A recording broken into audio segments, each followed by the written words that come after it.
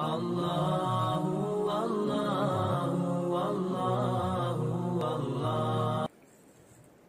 صلی اللہ علیہ وسلم کی ولادت باسعادت سے تقریباً 50 یا 55 دن پہلے واقعہ فیل رونما ہوتا ہے۔ واقعہ فیل کی قرآن مجید میں اللہ رب العزت نے تفصیل ذکر فرمائی ہے۔ الم تر کیف فعل ربک باصحاب الفیل الم یجعل کیدہم فی تضلیل وارسل علیہم طیرا ابابیل ترمیہم بحجارۃ من سجیل فجعلہم کعصف مأکول۔ یہ واقعہ حضور اکرم صلی اللہ علیہ وسلم کی ولادت سے قبل رونما ہوا، اور ایک ایسا بے نظیر واقعہ اور ایک ایسا عظیم الشان واقعہ جس سے یہ پتہ چلتا ہے کہ اب ایک انقلاب کا آنا ہے، اب ایک دنیا کو ایک صبح کی امید ہے۔ یہ جو ظلمتوں کی اور تاریکیوں کی رات پھیل چکی ہے، اب اس رات کو چھٹنا ہے، سیاہی کو ختم ہونا ہے، سفیدی کا طلوع ہونا ہے، اور ان تاریکیوں میں نور محمدی صلی اللہ علیہ وسلم کا جلوہ گر ہونا ہے۔ یہ علامات تھے اس بات کے کہ حضور اکرم صلی اللہ علیہ وسلم کی ولادت باسعادت ہونے والی ہے۔ عرب کے لوگ حج کے موقع پر اپنی تجارت کیا کرتے تھے، اور تجارت میں وہ بہت نفع کمایا کرتے تھے، اور اہل عرب کے نزدیک کعبۃ اللہ کی عظمت، کعبۃ اللہ کا احترام، کعبۃ اللہ کا تقدس بہت پہلے سے ان کے ذہنوں میں بیٹھا ہوا تھا۔ اگر کعبے کی کوئی بات آتی تو وہ اس پر کسی قسم کا وہ اس پر اجر نہ لیتے، کسی قسم کا معاوضہ نہ لیتے، بلکہ وہ اپنی جان سے بڑھ کر اپنے اوپر جتنی محنتیں اور مشقتیں کر کے کعبۃ اللہ کے لیے اپنا مال بھی لگاتے، اپنی جان بھی لگاتے، اپنا سب کچھ کعبے کے لیے لگا دیتے۔ یہ کعبۃ اللہ کی ان کے نزدیک عظمت کا احساس ان کے دلوں میں پہلے سے تھا۔ اسی عظمت کو اور اسی عظمت کے لیے یہود اور نصارہ ان سے جلا کرتے تھے کہ جو کعبہ مکۃ المکرمہ میں ہے، جہاں کوئی چیز نہیں ہے، تہذیب نہیں، تمدن نہیں، نہ کھانے کے لیے ان کے پاس کوئی چیز میسر ہے، نہ پینے کے لیے ان کے پاس کوئی چیز صحیح ڈھنگ کی موجود ہے، نہ پہننے کے لیے ان کے لباس موجود ہے، ایسی قوم کے پاس ایسی عظیم الشان چیز ہے تو اس کی جگہ پر ہم ایک کعبہ تعمیر کریں گے، اور اس تعمیر کے لیے لوگوں کو ساری دنیا سے بلائیں گے، اور وہاں پر جو تجارتی قافلے ہر سال مکے میں آتے ہیں ہم ان کا رخ پھیر دیں گے اور پھر وہاں پر بلائیں گے۔ یہ سوچ کر یمن کے اندر وہاں کا جو بادشاہ تھا، یمن کا دارالسلطنت صنعاء کے اندر وہاں کا جو بادشاہ ابرہہ تھا، اس نے یہ کیا کہ کعبۃ اللہ کے ہم مثل ایک گرجا گھر بنایا، اور گرجا گھر بنا کر پورے لوگوں میں یہ بات مشہور کر دی کہ اب اگر کوئی کعبہ کے طواف کرنا چاہتا ہے تو وہ یا مکہ نہ جائے بلکہ یمن آئے اور صنعاء آئے، اور صنعاء آ کر اس گرجا گھر کا طواف کرے۔ جب یہ بات اہل عرب کو معلوم ہوئی تو قبیلہ کنانہ کا ایک شخص وہاں پہنچا، اور وہاں پہنچ کر یمن کے اندر اس کعبے کو، اس گرجا گھر کو پوری غلاظت میں اور پوری گندگی سے لپیٹ دیا۔ وہاں جا کر اس نے استنجا کیا، اور استنجا کر کے وہاں پر واپس آیا۔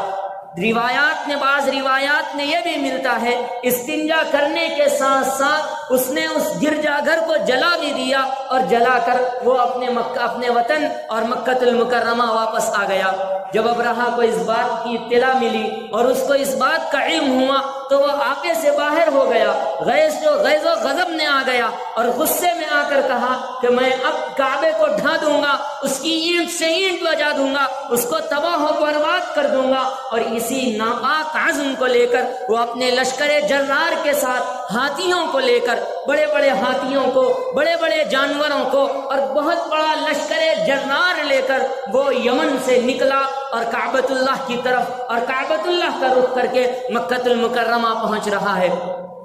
راستے میں جو بھی ملتے وہ ان کا جو بھی قافلے ملتے ان کا مال چھین لیتا، ان کے جانور چھین لیتا، اور اگر کوئی عورتیں ہوتی تو وہ ان کا استحصال کر لیتا۔ ایسے ہی ظلم و ستم کرتے ہوئے وہ مکہ المکرمہ پہنچا۔ راستے میں حضرت خواجہ عبد المطلب کے اونٹ چل رہے تھے، ان کی بکریاں چل رہی تھی۔ وہاں پہنچ کر اس نے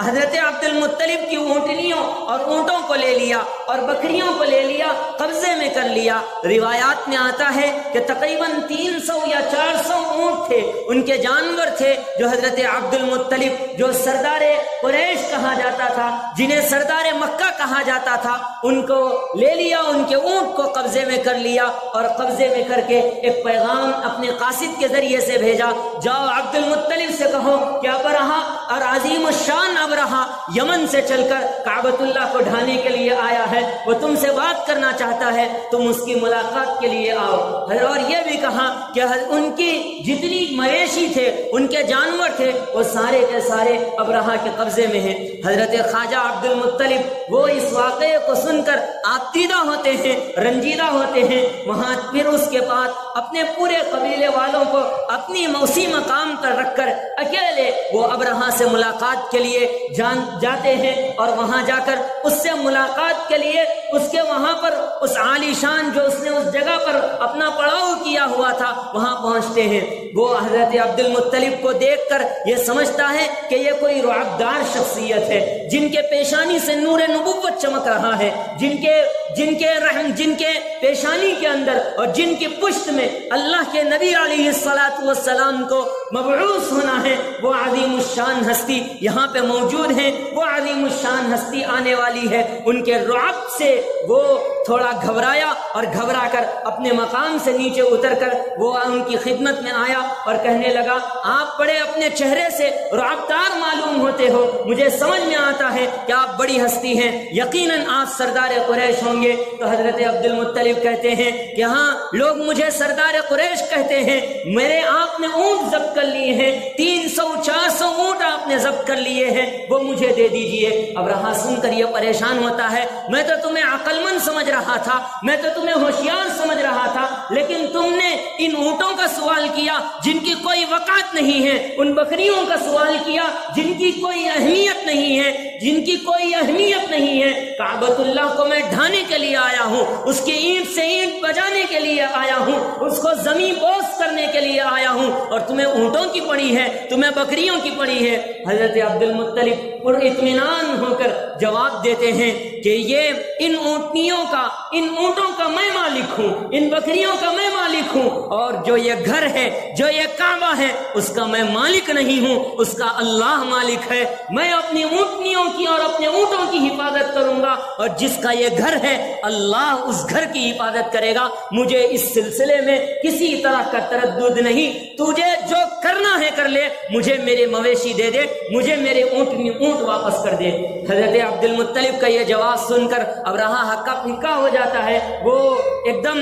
دم سے کہتا ہے اپنے لشکریوں سے، انہیں ان کے اونٹ دے دو، ان کے مویشی دے دو۔ اور پھر اس کے بعد حضرت عبد المطلب اپنے اونٹ لے کر مکے آتے ہیں، اپنے پورے قبیلے سے کہتے ہیں، جاؤ تم لوگ مکے کی پہاڑیوں پر چڑھ جاؤ، اور مکے میں کوئی بھی نہ رہے۔ پھر پوروں کو بھیج کر اپنے قبیلے کے معزز افراد کو لے کر کعبۃ اللہ پہنچتے ہیں۔ وہ کعبۃ اللہ کی چوکٹ پر پہنچ کر ہاتھ رکھ کر حضرت عبد المطلب دعا کرتے ہیں، اے اللہ، یہ گھر تیرا ہے، ہم اپنے گھروں کی حفاظت کرتے ہیں، آپ اپنے گھر کی حفاظت فرمائیے۔ آج عیسائی صلیب کے پجاری، صلیب کے بندے تیرے اس گھر کو ڈھانے کے لیے آئے ہیں، میرے مولا اپنی مدد، اپنے بندوں کی مدد فرما، تیرے پرستاروں کی مدد فرما، تیرے چاہنے والوں کی مدد فرما، اور اس گھر کی حفاظت فرما۔ یہ زار و قطار رو رو کر حضرت عبد المطلب دعا کرتے ہیں، اور پورے قافلے کو لے کر مکی کی پہاڑیوں پر چڑھے جاتے ہیں۔